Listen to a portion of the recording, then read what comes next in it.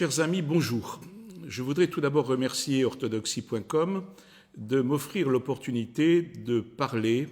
du dernier livre de la collection Grand Spirituel orthodoxe du XXe siècle, qui est consacré au père Amphiloque Macris,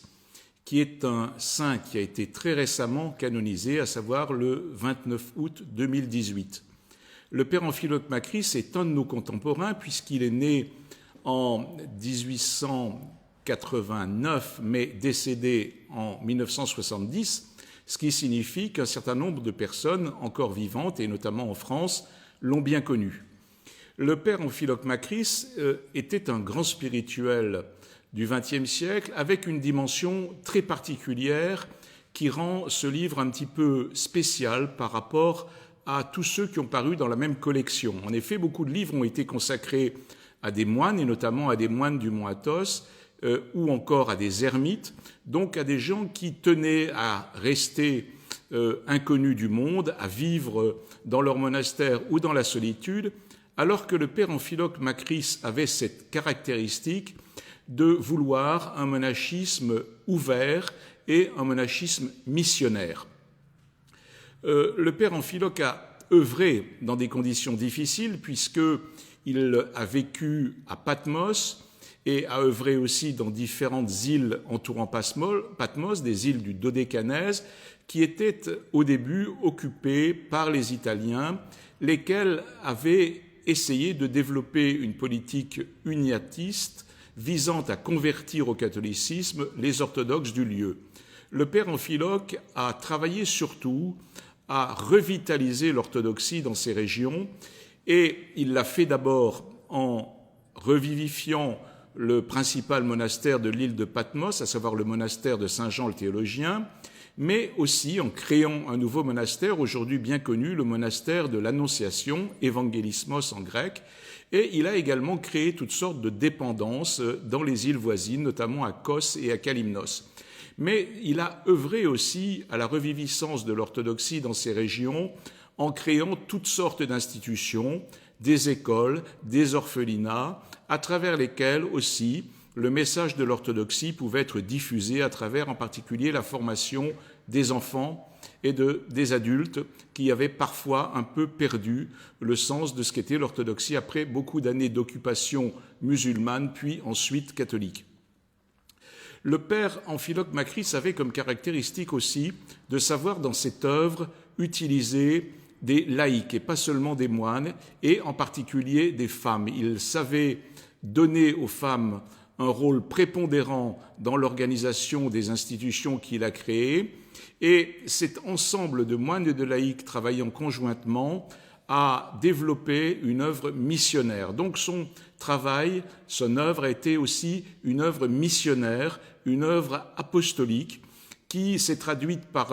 un monachisme très ouvert, non seulement aux orthodoxes, mais plus tard à toutes sortes d'occidentaux qui visitaient nombreux l'île de Patmos, qui est une île très touristique, et c'est ainsi qu'un certain nombre de catholiques, de protestants ont pu aussi connaître le père Amphiloque et ont parfois même été séduits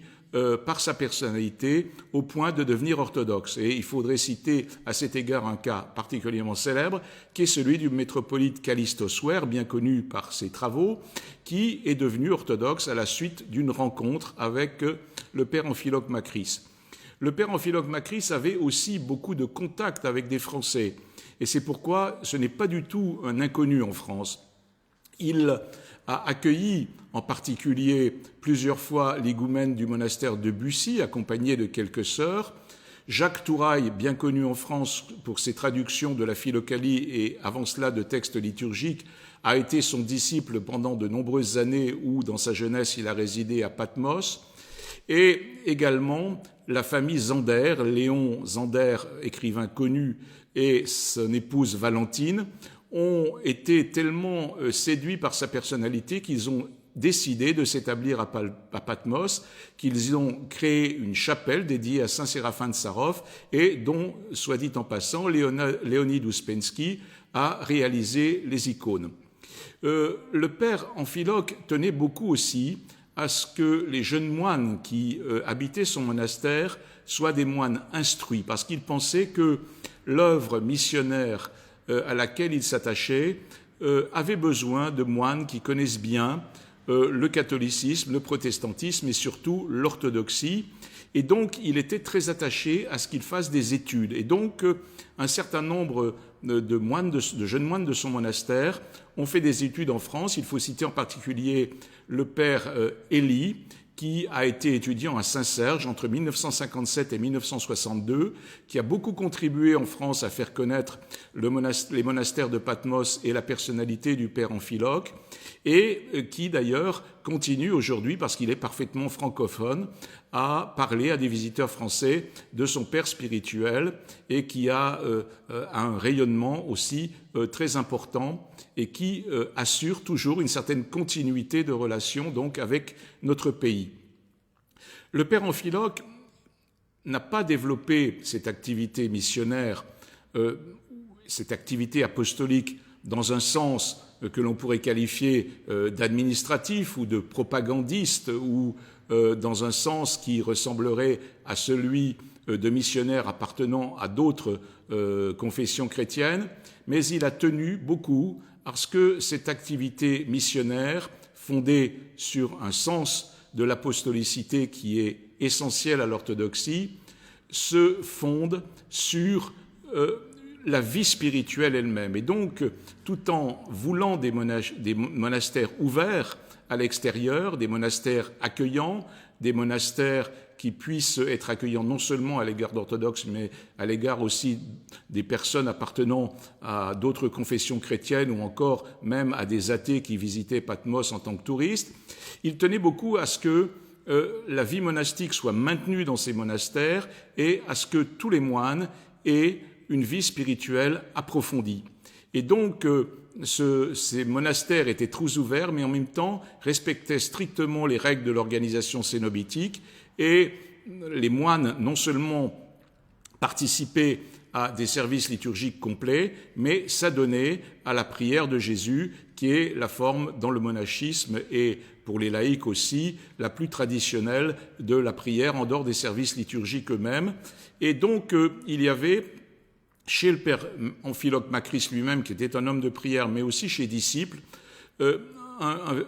véritable charisme qui émanait de leur personnalité et qui était dû justement à un ancrage très profond dans la spiritualité traditionnelle de l'orthodoxie et qui contribuait à la présenter non pas comme une simple abstraction, mais comme quelque chose d'incarné. Et le père Amphiloque lui-même, il faut le dire, et c'est aussi quelque chose qui est très notable dans sa personnalité,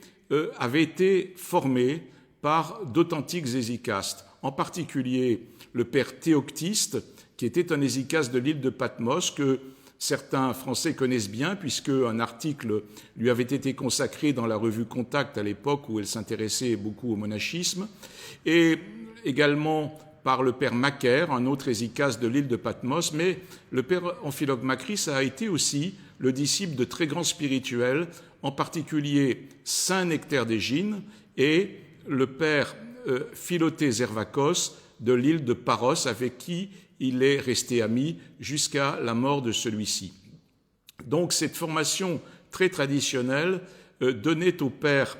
Amphiloque une dimension très particulière, un rayonnement très particulier auquel tous ces visiteurs étaient sensibles. Et dans ce livre, il y a beaucoup de témoignages qui manifestent les vertus du père Amphiloque et qui sont aussi la justification de sa béatification, parce que ce n'est pas quelqu'un seulement qui a brillé par son activité missionnaire, par la réalisation d'œuvres institutionnelles comme des orphelinats, des écoles, des monastères, mais qui aussi vraiment a brillé par sa propre personnalité spirituelle. Le père Amphiloque, c'est le dernier point que je voudrais signaler, a eu un très grand rayonnement en tant que père spirituel. Il a été le père spirituel de l'actuel patriarche Bartholomée à l'époque où il était étudiant. Ils ne se sont jamais rencontrés, mais ils ont établi une correspondance dont on trouvera un certain nombre d'éléments dans ce livre. Il a été le père spirituel, je l'ai dit, de Jacques Touraille, du métropolite Kallistos Ware, mais aussi du métropolite Anastase, le primat de l'église d'Albanie, et du métropolite Ignace Triandis, qui est l'auteur de ce livre.